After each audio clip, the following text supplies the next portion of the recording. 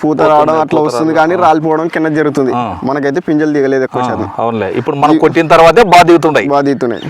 ఒక నీకు జంబు కానీ, ఎక్స్బోనస్ కానీ, బ్రొఫిరియా కానీ, సోలోమాన్ కానీ వీటికంటే బాగా మందులు బాగా పనిచేస్తున్నాయి. మందులు అయితే బాగానే రిజల్ట్ బాగా చూపిస్తున్నాయి.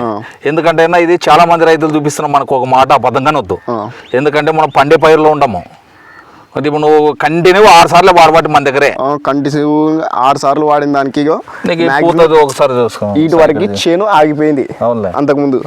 ఇప్పుడు వచ్చేసి మనకి గ్రోతింగ్ కాయ రావడం అట్లా వచ్చేసి పూత పింజ బాగా దిగుతున్నాయి. ఆకు నాణ్యత కూడా వచ్చింది బాగా, ఆకు కూడా పగలుకుంటూ వస్తుంది. నుంచి మరి వేరే వాళ్ళు కూడా 10 మంది రైతులకు చెప్పాలన్నా చెబుదాం. ఎందుకంటే మనకు రిజల్ట్స్ చూపిస్తున్నాయి కాబట్టి ఎవరికైనా చెప్పవచ్చు. మనం కూడా 10 మంది రైతులకి ఇంప్లిమెంట్ చేయాలి ఇది. ఎందుకంటే కంపెనీ వచ్చేసి మనకు డైరెక్ట్ దీంట్లో